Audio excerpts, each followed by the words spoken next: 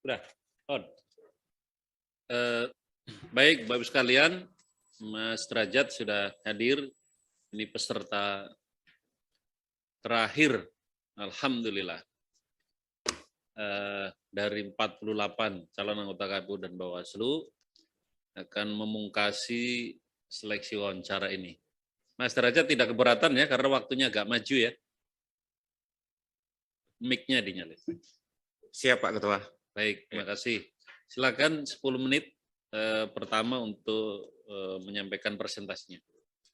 Baik, terima kasih Pak Ketua. Bismillahirrahmanirrahim. Assalamualaikum warahmatullahi wabarakatuh. Selamat malam, salam sejahtera untuk kita semua. Om Swastiastu. Yang saya hormati Pak Ketua, Pak Wakil Ketua, Pak Sekretaris, dan seluruh anggota tim SEL KPU Bawaslu. Izin pada hari ini kami memaparkan menuju KPU yang semakin antisipatif dan responsif dalam mensukseskan pemilu 2024. Ada beberapa tantangan, setidaknya kami mengangkat 3 tantangan untuk pemilu 2024. Tantangan pertama adalah soal partisipasi, khususnya partisipasi masyarakat di dunia digital. Kami menyebut partisipasi masyarakat digital. Menurut Internet Watch Stats, per Maret 2021, pengguna internet Indonesia mencapai 212,35 juta jiwa dari 275 juta jiwa jumlah penduduk Indonesia. Persentasenya 77,2%.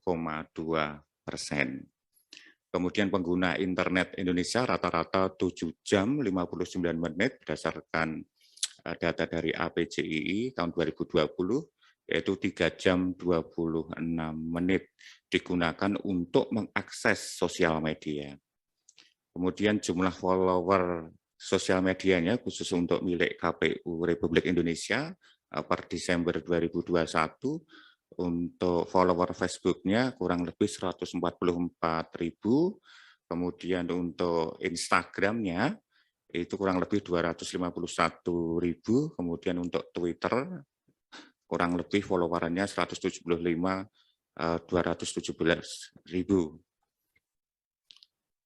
Nah, tentu ini menjadi tantangan tersendiri.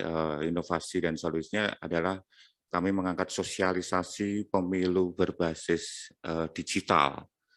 Tentu KPU membentuk tim yang bekerja untuk membuat konten-konten kreatif mengenai informasi kepemiluan di bawah kendali divisi Sosdiklik Pasmas. Sosdiklik ini maksudnya sosialisasi pendidikan pemilih dan partisipasi masyarakat, ya, dan Biro Partisipasi dan Hubungan Masyarakat gitu ya di Kesekjenan KPU RI.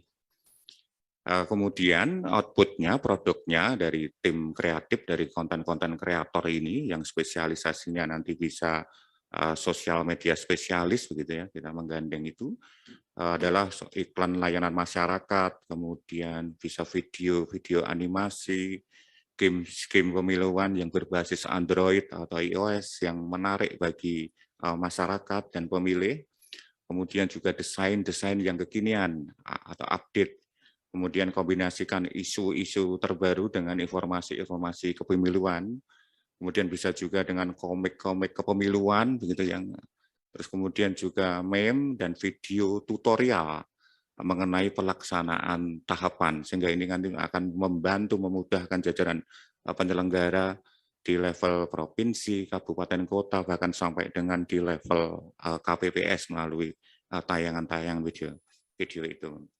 Berikutnya, media penyebarannya adalah melalui media sosial milik KPU, dan pada akhirnya nanti akan disebarluaskan melalui jaringan internal KPU, mulai KPU Provinsi, KPU Kabupaten Kota, kemudian ke PPK, PPS, sampai nanti di menjelang hari H ketika KPPS terbentuk pun juga bisa kita sebarkan semuanya dengan didata seluruh penyelenggaranya. Kemudian di samping itu, untuk supaya lebih masif penyebaran konten-konten sosialisasi KPU yang berbasis digital ini, media digital ini, itu bisa bekerjasama dengan influencer. Nanti kita libatkan semua, melibatkan para influencer baik di tingkatan KPU, kemudian KPU provinsi sampai dengan KPU kabupaten. Influencer bisa perseorangan maupun lembaga. Nah, berikutnya tantangan yang kedua adalah maraknya konten hoax. Gitu ya. Fakta menunjukkan bahwa derasnya arus informasi di saat pemilu tidak bisa dibendung. Sebagai catatan, pada pemilu 2019 terdapat beberapa hoax di media sosial yang ditujukan untuk melemahkan kredibilitas KPU. Sebagai contoh, satu tuduhan bahwa server KPU disetting untuk memenangkan salah satu paslon di Pilpres. Ini menurut catatan saya cukup hoax ini cukup menyebar begitu luas. Kemudian 7 kontainer surat suara sudah tercoblos di Tanjung Priok, kemudian surat suara yang tercetak sebelum tahapan pencetakan, kemudian pendataan orang gila yang dilakukan oleh KPU untuk menjadi pemilih, ini beberapa catatan saya secara umum yang begitu masif hoax ini, yang pada akhirnya bisa merusak kepercayaan publik kepada lembaga KPU. Dan ini tentu harus diantisipasi ke depannya. Maka yang bisa dilakukan adalah optimalisasi peran kehumasan, di samping juga melalui divisi Sosjiklik Pamas tadi. Optimalisasi bisa dilakukan dengan cara satu, Biro Humas memetakan kebutuhan informasi dengan cara setiap informasi dan laporan yang masuk terkait dengan hoax, segera diidentifikasi, diklarifikasi, dan direspon dengan cepat.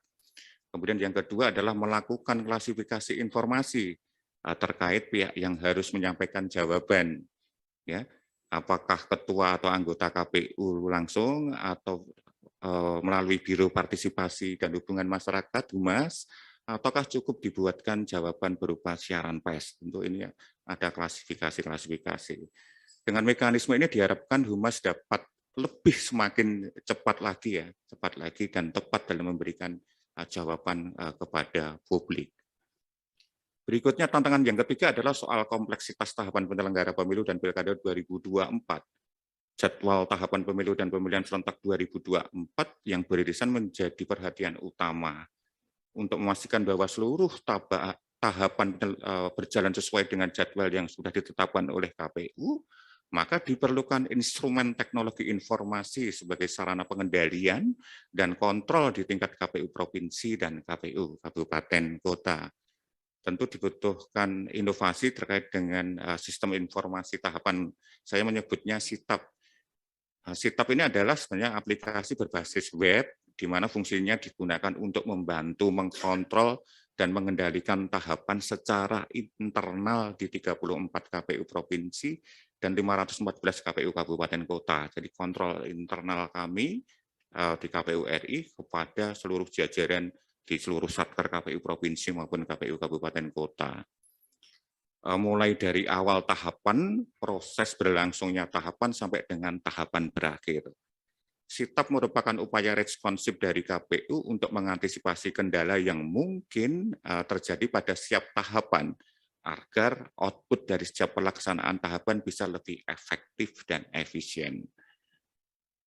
Nah, ini alur proses gitu ya, alur proses soal sistem informasi tahapan ini ada tahapan, kemudian ada sub tahapan juga di dalamnya. Kemudian setiap tahapan sudah berjalan, diklik start-nya, mulai hari dan tanggal mulai tahapannya, kemudian prosesnya, kegiatan-kegiatannya bisa diunggah, kemudian sampai dengan berakhirnya. Ini sebagai upaya kontrol dan pengendali saja di lingkungan KPU RI untuk mengendalikan seluruh tahapan yang ada, sehingga kami mempunyai catatan-catatan, mempunyai deteksi dini untuk memitigasi, gitu langsung kalau ada masalah tahapan belum berjalan, kami bisa langsung mengkonfirmasi KPU provinsinya agar mengecek seluruh di kabupaten kotanya, ini bagian dari, sehingga KPU RI tidak harus langsung turun tangan ke kabupaten kota misalnya begitu. Jadi melalui alat instrumen ini saja sebagai pengendali dan alat kontrol di internal KPU RI. Terima kasih, demikian yang bisa saya sampaikan. Terima kasih. Wassalamualaikum warahmatullahi wabarakatuh. Waalaikumsalam warahmatullahi wabarakatuh. Pas nih, 10 menit. Kurang malah. Baik, Bapak sekalian, silakan yang mau mendalami. Pak Rozin, silakan. Terima kasih Pak Ketua diberikan kesempatan yang pertama. Selamat malam Mas Yulianto, Mas Selamat Yuli, malam Gus Rosin. Mas Anto atau Mas Derajat ini panggilannya. Biasa dipanggil derajat. Mas Gus. Derajat Iya. ya. Mas, menurut catatan yang kita terima, Mas Derajat itu di KPU Sukoharjo sebagai anggota 2013-18 ya. Mulai 2008 sampai Mulai 2013 Gus ya. Dua periode ya. 2 periode anggota terus. Gus. Anggota terus. Iya. Terus tiba-tiba di Jawa Tengah menjadi ketua. Betul Gus. Wah, mantap itu di kabupaten sebagai anggota, kemudian di Jateng menjadi ketua. Iya. Tahun 2018 ya, yang akan berakhir tahun 2023. Betul. Oke. Pertanyaan saya adalah, ini kan baru 2 tahun ya, berarti baru 3 tahun ya. 3 tahun menjadi ketua di provinsi, dan itu adalah periode yang pertama di provinsi. Betul. Kemudian menghendaki untuk ke pusat begitu. Kira-kira apa yang memotivasi Mas Derajat untuk naik ke pusat pada tahun ketiga di provinsi? Terima kasih Gus. Jadi berbekal pengalaman kami 10 tahun di KPU Kabupaten Kota, khususnya di KPU Kabupaten Sukoharjo, dan saya dipercaya pada divisi yang sama 10 tahun itu, divisi Sosdiklik Farmas gitu ya. Itu kemudian karena undang-undang membatasi selama 2 periode saja, kemudian kami mencoba mendaftar di KPU Provinsi Jawa Tengah. Alhamdulillah saya bisa masuk di KPU Provinsi Jawa Tengah, meskipun kami tidak mencalonkan jadi ketua Gus, gitu ya. Karena saya merasa kawan-kawan yang lain itu lebih berpengalaman, gitu ya. Karena sudah ada yang sejak 2024, sejak awal KPU terbentuk itu sudah ada teman-teman anggota KPU Provinsi Jawa Tengah. Dan saya pun tidak mencalonkan sebagai ketua, tapi di dalam pleno akhirnya sepakat memilih saya jadi ketua. Padahal sebenarnya saya lebih mempercayakan kepada kawan-kawan yang menurut saya kemampuannya lebih dari saya, Gus, gitu ya. Tapi karena dipilih secara aklamasi dan kemudian akhirnya saya mencoba untuk memegang amanat itu dan melaksanakan amanat itu bersama-sama dengan teman-teman. Karena waktu itu syaratnya yang penting teman-teman harus dukung saya semua, begitu, sehingga pekerjaan ini bisa ditanggung bersama-sama secara kolektif kolegial. Dan alhamdulillah selama 3 tahun kami di KPU Provinsi Jawa Tengah menyelenggarakan pemilu 2019 yang sedemikian rupa, Gus. Karena Pak Ngapunten, ya. Mas Derajat, pertanyaan kami fokusnya ada pada motivasi kenapa langsung ke pusat begitu. Oh iya, terima kasih Gus. Jadi berbekal pengalaman selama 13 tahun ini Gus, mungkin ini kesempatan bagi saya, momentum bagi saya untuk mencoba mendaftar di KPU Republik Indonesia. Karena sebenarnya kalau 5 tahun yang akan datang lagi mungkin saya soal umur juga Gus, karena mungkin fisik saya menganggap masih relatif sehat, masih cukup untuk mengemban amanat untuk di KPU RI dibanding nanti 5 tahun yang akan datang saya belum tahu situasinya. Jadi mungkin karena masih muda begitu ya? Merasa masih muda. Merasa masih muda, oke. Ya betul. Nah, kalau begitu apa oleh-oleh dari Jawa Tengah yang ingin dibawa dan diaplikasikan di KPU pusat? Ya, mungkin prestasi, best practices atau kiat tertentu atau yang yang bisa dibawa ke KPU pusat, Mas Derajat. Ya, terima kasih Gus. Jadi kekuatan kami bertuju di KPU Provinsi Jawa Tengah adalah kekuatan kolektif kolegial. Jadi kami selalu berembuk, selalu rapat bersama dengan kawan-kawan KPU Provinsi Jawa Tengah sejak awal, dan kami mempercayakan penuh kepada kawan-kawan yang mengampu setiap divisi. Kami hanya berperan sebagai konsolidator, mengkoordinasi setiap tahapan-tahapan yang ada, kemudian menyinergikan juga dengan jajaran sekretariat KPU Provinsi Jawa Tengah, gitu, sehingga setiap program-program kegiatan yang sudah diputuskan dalam pleno itu pun juga kami harus melibatkan seluruh jajaran sekretariat dan kami selalu rapat bareng, Gus, sehingga alhamdulillah seluruh proses kegiatan bisa berjalan dengan baik, termasuk penyelenggaraan pemilu 2019 dan Pilkada 2020 di 21 KPU Kabupaten Kota di Jawa Tengah. Terus kemudian beberapa hal kami mencoba untuk mengembangkan, Gus, mengembangkan beberapa, termasuknya adalah media sosialnya milik KPU Provinsi Jawa Tengah. Kami berusaha membuat konten-konten yang sebisa kami, karena kami hanya memaksimalkan sumber daya manusia di internal KPU Provinsi Jawa Tengah. Dan alhamdulillah kami diapresiasi oleh untuk penghargaan pengelolaan media sosial terbaik seluruh Indonesia. Mungkin bagian itu. Oke, jadi dua hal ya, kolektif dan kolegial, komunikasi internal, dan pengelolaan medsos. Betul. Yang akan dibawa ke KPU Pusat. Betul. Oke, pertanyaannya kan terus kemudian apakah dua hal itu, kolektif kolegial dan pengelolaan medsos itu belum optimal di KPU Pusat sehingga perlu suntikan semangat dari Mas Derajat dari Jawa Tengah. Ya, terima kasih Gus. Jadi sudah baik pengelolaan di media sosial di KPU Republik Indonesia. Kami hanya semakin lebih cepat dalam merespon ya kebutuhan publik. Maka tadi saya berpandangan menawarkan ide yaitu membentuk tim konten kreator disesuaikan dengan konteks perkembangan media sosial sekarang ini.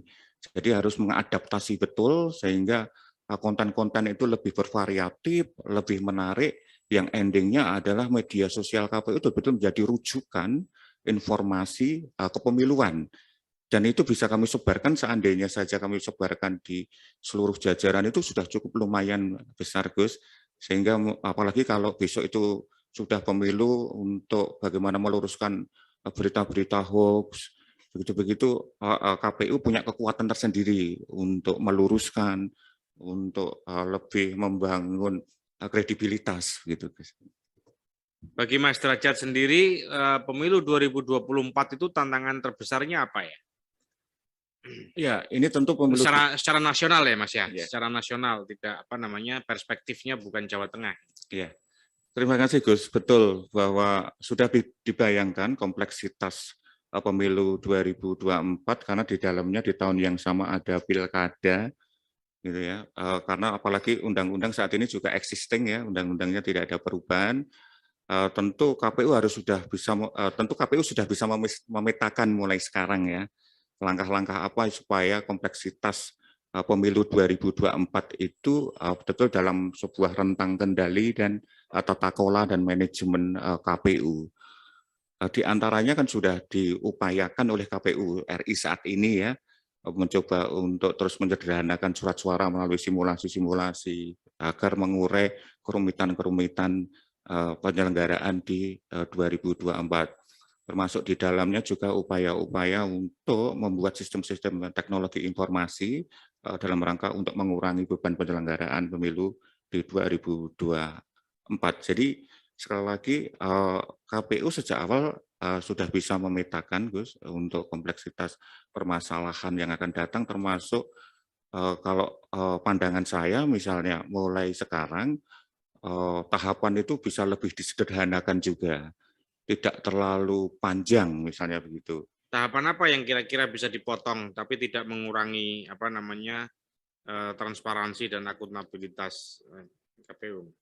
Ya, misalnya begini, sekarang saja karena undang-undang juga mengamanatkan pemutakhiran daftar pemilih berkelanjutan, artinya proses pemutakhiran daftar pemilih itu sudah dimulai sekarang. Itu walaupun tidak masuk tahapan khusus itu Gus ya, tapi sudah dimulai sekarang. Berikutnya juga sebenarnya bisa dilakukan seperti pendaftaran dan verifikasi partai politik misalnya begitu ya, melalui sipol berkelanjutan terlebih dahulu, sistem informasinya terlebih dahulu. Sipol itu kan berisi tentang data kepengurusan partai politik, kemudian alamat kantor partai politik, kemudian keanggotaan. Nah, mulai sekarang sudah mulai bisa dilakukan, Gus. Jadi sipol yang berkelanjutan seperti daftar pemilih berkelanjutan seharusnya sudah bisa dilakukan dalam sebuah rentang program dan kegiatan saja narasinya begitu ya, bukan dalam sebuah tahapan khusus. Itu sudah bisa dilakukan. Kemudian soal penataan daerah pemilihan di kabupaten kota, itu sebenarnya bisa berbasis data kependudukan, Gus, karena data basis kependudukannya kan DAK4 itu ya, data agregat kependudukan per kecamatan itu bisa disinergikan dengan Dinas Kependudukan dan Catatan Sipil untuk update dari terakhir mulai dilakukan walaupun tidak harus dimuat dalam tahapan khusus. Sebenarnya menurut saya memang tahapan pemilu itu dibagi ada 3 periode ya, Gus ya. Termasuk ini siklus pemilu lah kalau menurut pandangan-pandangan itu. Siklus pemilu itu diantaranya periode pra pemilu, kemudian periode pemilu itu sendiri, dan periode pasca pemilu. Nah itu kan sebenarnya siklus yang berlangsung rutin begitu, sehingga bisa upaya-upaya menyederhanakan nanti itu ke depan ini adalah sebuah siklus rutin saja, gitu, siklus saja. Dan ini akan menghemat waktu juga begitu, dan menghemat mungkin efisiensi di bidang anggaran, Gus, karena sudah masuk kegiatan rutin. Terima kasih Mas Derajat. Satu lagi yang berkaitan dengan gagasan yang tadi disampaikan soal SITAP, sistem informasi tahapan. Yeah. Betul nggih? Yeah. Ini berarti Mas Derajat mengusulkan sebuah sistem informasi yang baru ya. Artinya tidak memodifikasi yang sudah ada begitu. Betul, Gus. Yang sudah ada ini kelemahannya di mana, Mas? Kalau untuk pengendalian tahapan melalui sistem informasi ini belum ada, Gus. Ya, kami hanya menawarkan saja ini. Kami coba tawarkan saja. Barangkali ini sebagai kendali internal, kontrol internal, karena begitu besarnya wilayah Republik Indonesia ini dari Sabang sampai Merauke yang 9, dan karena pemilu kan harus diselenggarakan secara serentak semuanya. Seberapa besar sistem ini bisa mengurangi kos pemilu, baik itu kos dalam arti mengurangi biaya pemilu ya, baik itu dalam konteks efisiensi maupun meningkatkan efektivitas proses pemilu. Iya, ya, terima kasih Gus. Jadi karena sistem informasi ini berbasis web saja begitu ya. Saya rasa ini kayak sistem informasi yang lainnya seperti Sidale, jadi tidak terlalu akan memakan anggaran yang besar. Dan ini hanya untuk keperluan internal KPU saja. Terima kasih Mas Derajat, terima kasih Pak Ketua. Prof. Edi silakan. Ya, terima kasih Pak Ketua, Pak Yulianto Sudrajat. Saya hanya ada 2 pertanyaan, dicatat saja Pak. Nanti dijawab sekalian ya. Yang pertama, kita tahu bahwa pemilu 2019 itu ada satu catatan di mana banyak sekali petugas penyelenggara pemilu yang meninggal. Padahal nanti pemilu 2024 ini kan mungkin lebih rumit. Mengapa? Karena pada tahun yang sama ada Pilpres dan Pilkada serentak. Ini bagaimana untuk mengantisipasi supaya hal ini tidak boleh lagi terjadi. Kemudian yang kedua, ini pernah saya tanyakan juga dalam beberapa wawancara terhadap beberapa calon kemarin-kemarin ini, bahwa hampir setiap periode KPU itu ada yang terjerat korupsi. Bahkan yang terakhir ini kan operasi tangkap tangan. Bagaimana untuk mengawasi tidak hanya KPU di daerah, atau baik provinsi maupun kabupaten, tapi juga teman sejawat, untuk peristiwa ini tidak lagi terjadi.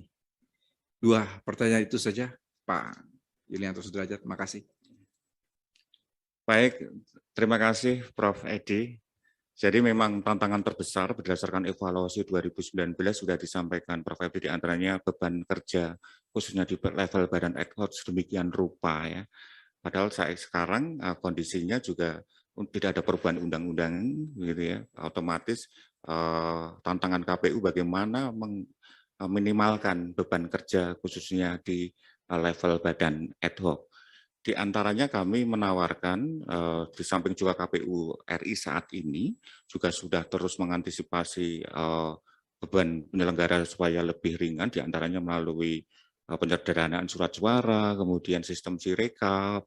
Namun kan di Sirekap sendiri di Pilkada serentak 2020 saja juga masih sebagai instrumen alat bantu, belum menjadi untuk basis penetapan. Nah, kami menawarkan sebenarnya beban penyelenggara pemilu di tingkatan KPPS adalah berupa penyalinan berita acara ya. Salinan berita acara itu begitu banyak yang harus diberikan kepada sejumlah saksi partai politik itu yang hadir, kemudian saksi dari paslon presiden wakil presiden, sejumlah saksi kepada calon anggota DPD, diberikan saksi kemudian diberikan kepada pengawas TPS dan yang diumumkan. Nah, kami menawarkan solusi berupa menggunakan alat print scan copy, scan print copy itu. Jadi nanti di setiap daerah itu menggunakan alat scan print copy. Jadi hanya cukup di-scan kemudian di-print saja. Tidak susah disalin ulang. Jadi cukup sederhana dan tidak menggunakan teknologi internet. Dipastikan yang penting ada listrik dan saya rasa di seluruh TPS sudah ada listrik untuk itu. Dan seandainya di beberapa daerah misalnya di Indonesia bagian timur seperti Papua misalnya begitu, Maluku yang belum ada di TPS itu belum ada print scan copy tersebut, bisa dibantu oleh PPS. PPS membawakan print scan copy itu untuk di TPS. Jadi berita acara asli itu tetap utuh di TPS itu, kemudian di print scan sesuai dengan kebutuhan salinan berita acara itu. Itu saya rasa itu cukup biayanya juga cukup murah dan itu bisa include di dalam biaya operasional pembuatan TPS. Jadi tidak perlu penambahan, itu tidak perlu penambahan khusus untuk anggaran di sejumlah TPS karena 100.000 saja per TPS itu implikasinya besar sekali. Misalnya begitu ya. Ini coba bagaimana mewujudkan pemilu tetap dalam rentang kendali efektif, efisien, mudah dioperasionalkan, gitu. Tetapi bisa membantu, gitu yang. Nah, nanti setelah berita acara ditandatangani oleh seluruh saksi dan seluruh petugas KPPS, kemudian di-scan, hasil kemudian scan-nya di-print, kemudian diparaf oleh ketua KPPS, kemudian salinannya diberikan kepada jumlah para pihak yang hadir di dalam TPS tersebut. Itu satu, Prof, yang untuk menjawab yang pertanyaan yang pertama. Kemudian terkait dengan korupsi ya, korupsi ini. Di KPU itu sebenarnya sudah ada sumpah janji ya, Prof, yang pertama. Kemudian menandatangani fakta integritas. Tidak kurang-kurang dari sisi hukum positif maupun dari sisi agama karena sumpah janji tersebut. Itu diharapkan betul-betul bisa memagari dari potensi-potensi semuanya itu, dan kode etik, kode perilaku semua sudah ada. Perangkat hukum semuanya sudah ada. Sekali lagi Prof, ini ikhtiar manusia, bagi kami segalanya sudah lengkap ini kalau untuk mengantisipasi supaya jajaran kami atau kolega atau apa ini, karena semuanya begitu lengkap. Paling di antara kita paling ya saling menjaga ya, saling menjaga, kemudian kalau istilah di agama mungkin saling menasihati ya Gus Yasin ya. Pokoknya itu Prof yang bisa kami jawab. Terima kasih. Terima kasih Pak Ketua. Baik, Pak Palguna silakan.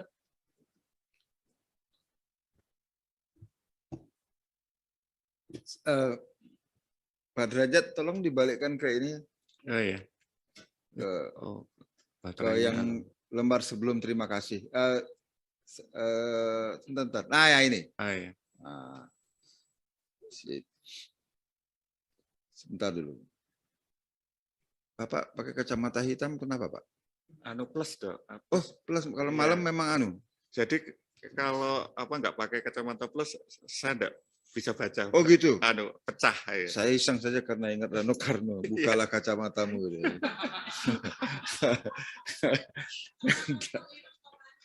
Saya nggak tahu ini kebetulan kacamata yang lama saya itu pecah. Kemarin ya ini beli dadaan, Ibu. Dan Iya. dapatnya ini ya sudah saya dapat ini. Udah enggak apa-apa. Iya. Hah? Oh, Jamal Mirdad ya? Oh, bukan No Karno. Oh, bukan. Iya itu aneh. Enggak. Oh iyalah, syukurlah yang pecah cuma kacamata bukan KPU. Ini Pak, aplikasi berbasis web di mana fungsinya untuk membantu mengontrol dan mengendalikan tahapan secara internal di 34 kabupaten dan mulai seperti pertanyaan saya kepada calon komisioner yang lain.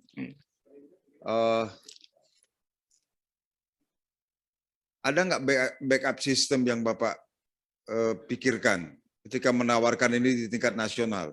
Itu kan banyak wilayah kita yang 3T itu loh Pak.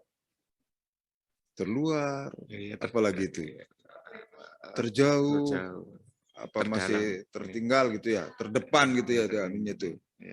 Nah itu gimana itu? Sayangnya terdepan tapi tertinggal ininya, itu kan anunya dari segi jangkauan teknologinya itu. Ada backup sistemnya nggak yang Bapak tawarkan kira-kira untuk kalau ini kan pasti mereka nggak ini kan, nggak bisa berjalan kalau ini. Idenya bagus sih. Gitu. Nah, gimana Pak Derajat? Baik Pak Palguna. Jadi sebenarnya sistem ini sistem sederhana saja, Pak Palguna. Jadi seperti berbeda kayak seperti si Daleh itu kan harus rutin untuk update data untuk daftar pemilih berkelanjutan. Ini hanya setiap tahapan-tahapan untuk memastikan bahwa setiap di provinsi, di kabupaten kota, tahapan ketika berjalan itu bagaimana progresnya? Sudah dimulai atau belum? Progresnya sudah ada atau belum? Sampai nanti upload dokumen-dokumen misalnya kayak misalnya apa outputnya, produknya misalnya NPHD misalnya begitu, itu ya sudah diupload NPHD-nya begitu. Jadi terus kemudian kegiatan ini bisa diupload itu. Sekali lagi sebenarnya sistem informasi yang hanya untuk mengkontrol, mewajibkan bahwa setiap tahapan sudah dimulai harus dilakukan itu. Dan nanti kalau ada yang belum jalan, misalnya yang seharusnya NPHD itu sudah dilakukan, ternyata mereka belum melakukan, akan ketahuan di KPU RI. Maka KPU RI bisa melakukan langkah-langkah untuk penyelesaian. Gitu. Prahara apa yang bisa diselesaikan jika sistem ini bekerja dengan baik, Pak? Saya pakai yang agak seram aja lah. Gitu. Supaya kaget Pak Derajat. Apa? Iya, saya rasa di Pusdatin ya, Pusat Data dan Informasinya KPU RI itu sudah cukup baik, cukup tangguh sehingga kami rumuskan bersama Pak Palguna. Yang penting saya punya ide. Nah, yang terselesaikan kalau ini bekerja apa Pak? Masalah yang terselesaikan kalau ini berjalan ide ini? Ya setidaknya seperti pengalaman di Pilkada 2020 kemarin di beberapa daerah gitu ya, yang seharusnya NPHD itu sudah ditandatanganin ternyata belum ditandatanganin karena ternyata nota perjanjian hibah daerah itu dengan pemerintah daerah setempat dalam rangka anggaran untuk penyelenggaraan pilkada. Tenggat waktu di tahapan sudah ditetapkan oleh KPU RI, tetapi ternyata di beberapa daerah itu proses untuk penganggarannya masih alot. Penyebabnya adalah mungkin penyusunan di beberapa KPU dan pemerintah daerah memang rasionalisasi anggarannya masih belum selesai. Kaitannya dengan ini? Kaitannya dengan ini berarti dia belum tahapan belum selesai NPHD-nya belum tahapan. Kita langsung konfirmasi kenapa ini belum NPHD, apa masalahnya? Daerahnya nggak mau gimana harus? Makanya kita kan harus konfirmasi itu. Iya, konfirmasi. Paling tidak penyebabnya diketahui. Deteksi dirinya tahu, begitu. Jadi melalui sistem ini setidaknya memitigasi problem-problem di setiap tahapan diketahui sejak awal. Ya, tinggal nanti telepon ke Pak Dirjen ini kok ngeyel daerah nggak ngangarkan gimana ini gitu kan? Iya. Baik, Pak. Nah, ini juga saya tanyakan kepada calon sebelumnya. Bapak merasakan tantangan terbesar untuk menjadi komisioner KPU secara umum, Iya. dan khususnya ketika menghadapi pemilu dan pemilihan 2024 itu apa, Pak Derajat? Dan bagaimana Bapak mengatasi itu? Terima kasih Pak Palguna. Betul, jadi di KPU itu betul-betul sebuah penyelenggaraan pemilu yang sangat kolosal ya. Apalagi di Indonesia pemilunya diselenggarakan di hari dan tanggal yang sama. Itu betul-betul tantangan tersendiri. Pemilu 2019 saja diikuti oleh 16 partai politik, begitu ya. Terus kemudian calon anggota DPD, kemudian Pilpres, DPRD provinsi, DPRD kabupaten kota. Dari sisi calon saja sudah ribuan calon yang harus ditampung di dalam surat suara. Sistem validasi surat suaranya pun juga begitu rumit karena setiap daerah punya daerah pemilihan masing-masing, di samping juga calonnya masing-masing. Itu beberapa kerumitan pemilu. Terus kemudian juga kerumitan yang lain adalah proses perekrutan badan penyelenggara pemilu karena sampai dengan level KPPS. Nah, KPPS itu kan juga dibatasi 2 periode, Pak Palguna. Itu yang selalu saya tanyakan. Iya, di beberapa tempat, Prof, termasuk di Jawa Tengah saja kemarin untuk pilkada saja, itu di beberapa tempat sempat kekurangan sejumlah petugas KPPS. Nah, kami harus mau tidak mau harus bersinergi dengan pemangku kepentingan. Oke, kalau yang soal itu sudah saya tadi sudah sempat konfirmasi, ternyata itu peraturan KPU, jadi bisa diubah lah. Itu saya kira lebih sederhana itu. Kalau yang lainnya itu gimana cara Bapak? Nah, itu yang terbesarnya yang saya tanya tadi itu, tantangan terbesarnya kalau menurut Bapak apa? Kalau menjadi komisioner KPU, secara umum nih. Ini kalau tadi yang ke 2024 sudah tuh. Yang secara umum kalau menjadi komisioner KPU apa? Ya, pertama tantangan terbesar adalah bagaimana mensinergikan seluruh elemen bangsa ini, stakeholder, pemangku kepentingan, agar KPU betul-betul didukung bersama. Siapa aja terutama elemen itu, Pak? Yang jelas adalah pemerintah, begitu ya. Terus kemudian TNI, Polri, begitu. Terus kemudian juga masyarakat sipil. Itu bagian-bagian yang karena ini pekerjaan pemilu ini kan milik bersama, Pak Palguna ya. Jadi bagaimana KPU harus terus membangun sinergitas bersama. Yang endingnya bahwa setiap penyelenggaraan pemilu itu didukung bersama-sama, gitu ya. Maka kemampuan KPU dalam rangka bersinergi itu betul-betul harus diuji. Termasuk di dalamnya harus betul-betul dalam kondisi internal KPU itu harus solid terlebih dahulu, firm sebelum kita menyelenggarakan pelaksanaan pemilu di 2024. Berikutnya adalah tantangan terbesarnya adalah yaitu bagaimana mengurai kerumitan-kerumitan khususnya di badan ad hoc, ya. Karena mereka adalah ujung tombak, beliau-beliau itu adalah ujung tombak penyelenggaraan pemilu. Pemilu dengan 5 surat suara, terus kemudian KPPS itu menghitung 5 surat suara, kemudian merekap 5 surat suara itu, kemudian sampai dengan salinan berita acara itu bagaimana pemilu itu ke depan bisa ramah, Pak Palguna ya. Ya ramah khusus bagi penyelenggaranya, ya ramah bagi pemilihnya. Pak Palguna pasti juga tantangan pemilih kan juga kita tekan ya, berusaha kita tekan ya.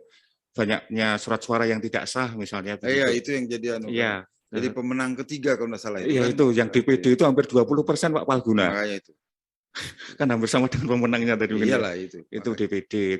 Itu kan kerumitan tersendiri bagi pemilih. Ya. Itu karena lembarannya banyak, begitu ya, lembarannya besar, 5 surat suara lagi. Oke, kalau begitu, nah itu kan tadi Bapak menyebut itu supaya KPU solid dulu. Iya. Nah, pertanyaan saya yang terakhir nih. Agar KPU itu bisa mendapatkan dukungan dari seluruh komponen tadi. Iya. ya pemerintah, TNI, Polri, Iya. kemudian civil society dan Iya. banyak lagi itu. Apa Pak faktor yang paling menentukan menurut Bapak yang harus dijaga dan yang tidak boleh sedikit pun cacat dari KPU itu apa Pak? Iya, pertama adalah bagaimana KPU terus membangun kepercayaan kepada publik ya. Jadi bagaimana ketika KPU itu sebagai pemimpin kepemiluan, dalam artian karena ini penyelenggaraan pemilu, bagaimana betul-betul meyakinkan kepada publik bahwa desain-desain dan sistem pemilunya nanti bisa diterapkan lebih mudah dipahami oleh banyak pihak. Kemudian terus-menerus juga membangun sinergisitas melalui komunikasi-komunikasi yang intensif kepada seluruh stakeholder dan pemangku kepentingan itu sendiri. Jadi KPU harus meningkatkan koordinasi ya, terutama ya, koordinasi terus-menerus begitu sehingga membangun kesepahaman bersama, berangkat dari kebersamaan lah, membangun kebersamaan bersama tentang tanggung jawab penyelenggaraan pemilu ini. Oke, Ya. oke. Pak Derajat setuju nggak kalau saya mengatakan uraian terakhir yang itu tuh kalau saya ganti dengan satu kata, kepercayaan terhadap KPU itu akan diperoleh, yaitu integritas. Ya, setuju Betul, ya? setuju. Pak. Baik, terima kasih. Cukup Pak Ketua. Bu Pungki.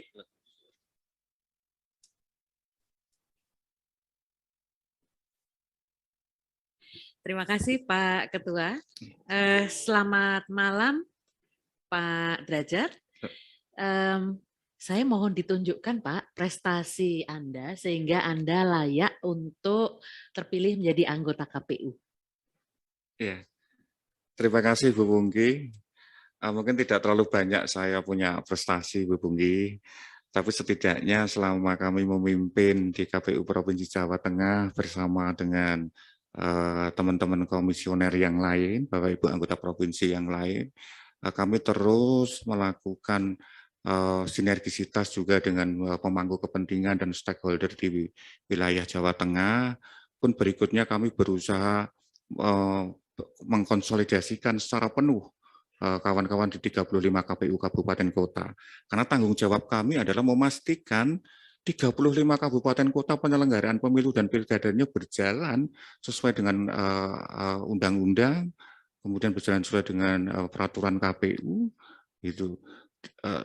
Kan Jawa Tengah termasuk provinsi besar ya Bu ya, tanggung jawab kami 35 kabupaten. Dan kami harus berbagi tugas bersama dengan KPU, kawan-kawan KPU provinsi. Dan kami berusaha terus melakukan upaya-upaya mitigasi terhadap 35 kabupaten kota itu. Karena kemampuan dari sisi SDM 35 kabupaten kota itu kan juga berbeda-beda. Apalagi seperti diketahui bersama bahwa rekrutmen KPU kabupaten kota itu kan di tengah-tengah tahapan yang krusial juga. Catatan kami di Jawa Tengah ada 6 KPU kabupaten kota itu seluruh anggota KPU-nya itu baru semua, Bu. Di tengah tahapan krusial. Dan itu harus kami dampingi secara penuh. Di tengah tahapan-tahapan yang mereka masih proses adaptasi dengan teman-temannya sendiri, dengan sesama anggota KPU, harus beradaptasi dengan sekretariat, tapi tahapan harus sudah jalan. Itu butuh kontrol, butuh asistensi, butuh disupervisi, gitu ya. Itu buat tantangan sendiri dan mungkin kalau dibilang ini prestasi kami adalah prestasi kolektif kolegial bersama kawan-kawan anggota KPU Provinsi Jawa Tengah dalam penyelenggaraan pemilu di Jawa Tengah yang berlangsung aman, lancar, sukses gitu ya. Terus kemudian berlanjut kami di wilayah kami ada 21 KPU kabupaten kota yang menyelenggarakan pilkada serentak di 2020 di masa pandemi COVID-19 dan itu wilayah provinsi terbesar nomor 2 paling banyak daerahnya yang menyelenggarakan pilkada, Bu. Ya, nomor 1 itu di Sumatera Utara. Iya, saya lanjutkan ke situ karena pilkada serentak di Jawa Tengah itu nomor 2 setelah Sumut. Betul. Nah, apa yang bisa Anda petik dari situ pengalaman, terus kemudian dilakukan untuk nantinya persiapan 2024 ketika pilkada serentak juga. Betul Bu, terima kasih Bu Pungki. Jadi pengalaman pilkada di tengah pandemi itu betul-betul membawa hikmah, khususnya kami di Jawa Tengah ya, di pendelengan di Jawa Tengah. Karena dengan situasi pandemi tersebut, membuat semua empati kepada KPU. Pemerintah daerah support betul begitu ya. Terus kemudian TNI Polri juga support betul di dalam rangka membantu KPU. Karena situasi harus prokes ini kan juga harus dibantu banyak pihak. Gugus tugas Jawa Tengah itu, gugus tugas COVID-19 pun juga support terkait dengan apa yang bisa dibantu untuk penyelenggaraan pilkada di Jawa Tengah di tengah pandemi itu berlangsung sukses tanpa menimbulkan klaster baru. Karena hakikatnya kan keselamatan itu kan paling utama ya Bu Pungki ya. Jadi berangkat dari situ penyelenggaraan pilkada di Jawa Tengah, alhamdulillah 21 kabupaten kota juga berlangsung dengan aman lancar dan tidak menimbulkan klaster baru. Dan hikmah terbesarnya adalah masyarakat sebenarnya itu patuh ya. Patuh terhadap prokesnya. Karena patuh terhadap jadwal kedatangannya ketika diatur oleh KPPS itu. Terus kemudian patuh kepada prokes-prokes yang lain. Dan respon dari masyarakat yang lain terhadap itu, yaitu partisipasi pemilih justru meningkat di tengah kekhawatiran kami sendiri, Bu Pungki, bahwa partisipasi tentu akan menurun di tengah situasi pandemi COVID. Yang tentu yang harus juga kami apresiasi, yang ini yang lebih berprestasi, Bu Pungki, adalah anggota KPPS. Di tengah situasi pandemi, mereka rela menjadi anggota KPPS, melayani maksimal 500 pemilih di setiap TPS di tengah pandemi, itu sebuah penghargaan yang luar biasa menurut kami, Bu Pungki. Iya. Apa yang Bapak lakukan ya sehingga bisa terjadi seperti itu? Artinya masyarakat juga kemudian dengan kesadaran datang untuk milih gitu kan? Yeah. Artinya kan partisipasi pemilih itu kan sangat something gitu ya, sesuatu banget gitu istilahnya kalau apalagi di masa pandemi. Nah, bagaimana caranya bisa mengajak masyarakat untuk berpartisipasi aktif vote gitu? Terima kasih Bu Pungki. Jadi sejak awal kami di level provinsi berkoordinasi ya dengan pemerintah daerah, kemudian juga ada di gugus tugas, kemudian ada TNI Polri, gitu ya, dalam rangka pertama membangun pemahaman bersama. Karena situasi saat itu kan antara dilanjut atau ditunda lagi situasinya. Nah, pada akhirnya keputusan bersama KPU RI bersama dengan gugus tugas dengan pemerintah sepakat bahwa pilkada ini dilanjutkan. Ketika sudah ada putusan KPU pilkada dilanjutkan, maka kami bergerak cepat berkoordinasi dengan pemerintah daerah dan stakeholder yang terkait dengan pemilu bahwa situasinya pilkada tetap dilanjutkan. Kemudian juga kami mengundang partai politik terkait dengan update terbaru begitu ya, informasi tentang pilkada, karena pilkada kan setelah ditunda kemudian diputuskan dilanjutkan kembali itu. Sehingga sejak awal terus kami komunikasikan, dan sejak awal tentu kami ada kebutuhan bahwa kami harus dibantu banyak pihak bersinergi dengan banyak pihak. Berbekal itu Bu Pungki, begitu kesepahaman bersama, pemahaman yang bersama, yang endingnya di dalam prosesnya pun kami didukung penuh, disupport penuh.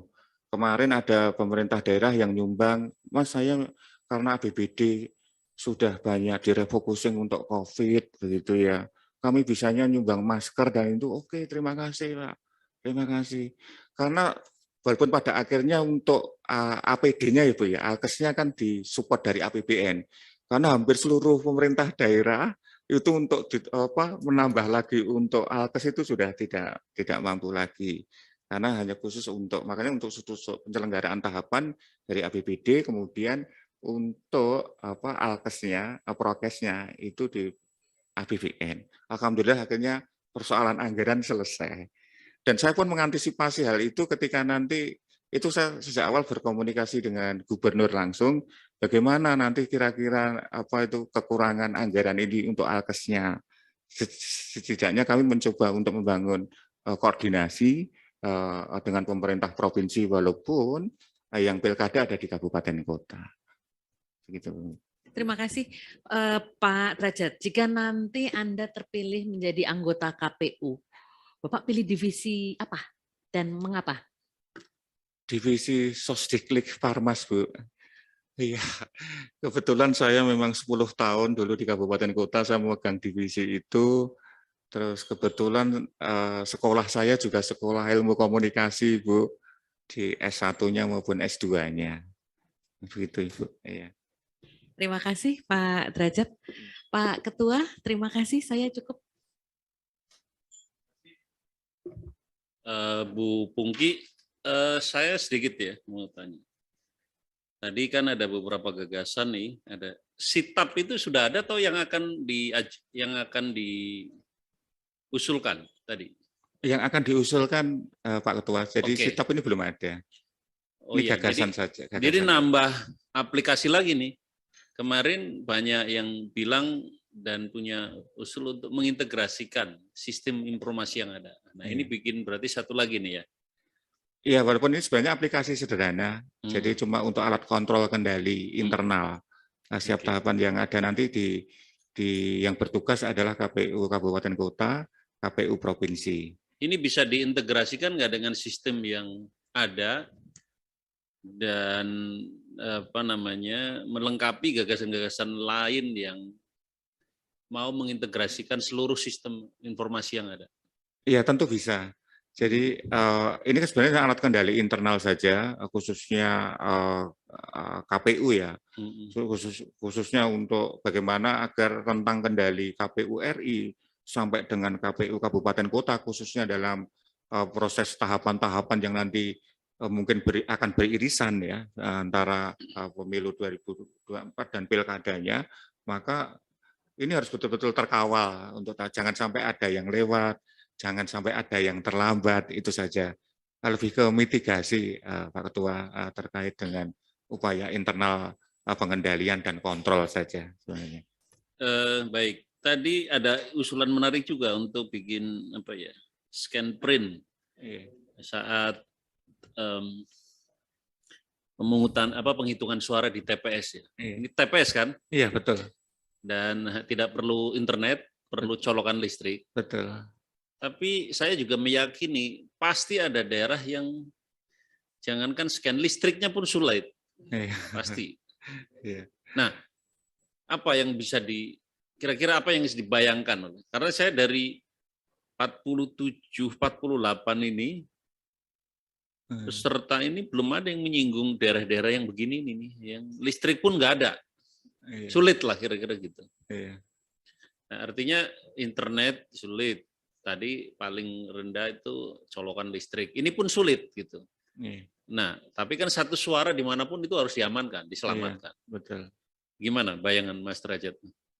Iya, jadi ini bagian nanti adalah peran PPS ya, PPS yang nanti membantu ya terkait dengan penyelesaian terkait dengan print scan tadi ya. Kalau memang belum ada listrik bisa ditarik di PPS mungkin misalnya gitu di desa begitu ya. Tetapi kalau itu memang tidak memungkinkan, setidaknya tawaran saya, pandangan saya itu sudah cukup membantu dari jutaan TPS ya yang ada di Indonesia. Setidaknya itu Pak Ketua. Jadi karena ini harus besar sekali ya cakupan ini, solusi mungkin tidak bisa 100% ya. 100% solusi dari tawaran dan pandangan dari saya itu bisa menyelesaikan problem semuanya, tetapi setidaknya kami coba mengambil langkah itu dan mencoba niatan saya adalah betul-betul mengurangi beban berat di TPS. Saya kenapa tertarik ini membayangkan begini, pemilu 2014 itu yang membuat publik itu sangat kuat kepercayaannya terhadap hasil pemilu, termasuk ada gerakan masif, gerakan global yang namanya kawal pemilu waktu itu karena dia melakukan penghitungan dari seluruh berita acara C1 di TPS yang sudah scan oleh KPU. Jadi KPU itu kan men-scan seluruh berita acara C1-nya yang dari TPS itu. Yang bisa dilihat di portal Situng. Dan kemudian yang itu dulu gerakan kawal pemilu Khairul Anam dan kawan-kawan dari Singapura dan seluruh belahan dunia, kemudian dia membuat penghitungan suara secara berjejaring dan hasilnya matching dengan penghitungan suara yang dilakukan oleh KPU. Nah, ini dengan menggunakan internet. Nah, kalau misalnya ini mau dianggap best practice, meskipun diubah di 2029 ya, 2019 kemarin ya, karena isi rekap ya, karena dia menginput data. Itu bisa juga tuh di gagasan Mas Derajat itu, jadi men-scan print C1 sekaligus juga itu bisa di-upload gitu loh. Nah, ini kan enggak 2 kali gitu loh. 2 pekerjaan tapi bisa dalam 1 langkah gitu. Ya, mungkin ini tidak bisa di TPS. Bisa ditarik di kecamatan atau karena rekapitulasi kan di kecamatan tidak di kelurahan. Ya, itu ini aja mungkin tidak perlu dijawab karena itu juga perlu ada studi dan kajian yang sangat matang. Yang terakhir dari saya, tadi banyak sekali kesulitan mengenai 2 periode. Saya udah bilang ke beberapa calon yang lain, ubah saja peraturan itu, karena itu peraturan KPU saja, bukan undang-undang. Ketentuan tembaga ad hoc untuk 2 periode. Dulu 2 periode karena supaya orang ini nggak dia lagi gitu, nggak lu lagi gitu. Tapi kan sekarang sudah banyak yang stok orang. Baik, Pak Hamdi Muluk, silakan memimpin doa nutup. Mas Derajat udah senyum-senyum aja dia. Ya, Mas, ini enggak terus serius ini. Ini juga kita tanyakan ke seluruh peserta kalau di ujung wawancara. Jadi simpel aja, karena Bapak dalam satu komunitas yang mungkin saling mengenal satu sama lain, jadi kami minta semacam nominasi dari para kolega peer gitu, peer group, untuk orang-orang yang dianggap pantas gitu.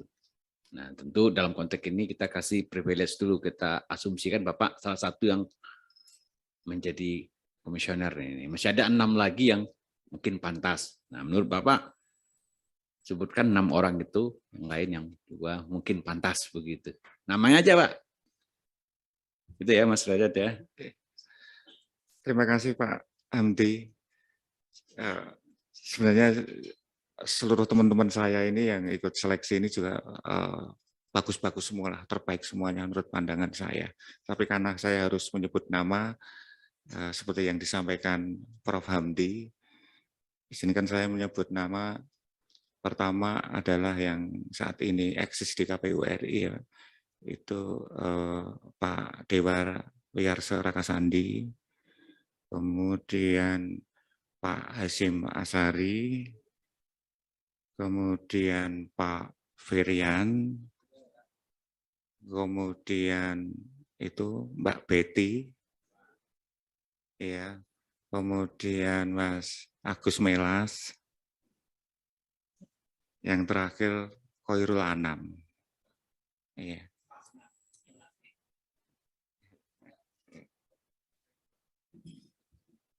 Baik, terima kasih untuk Mas Derajat, sudah selesai kita presentasi dan wawancara. Sekaligus juga kami ingin menutup sesinya Pak Derajat, sekaligus juga menutup serangkaian kegiatan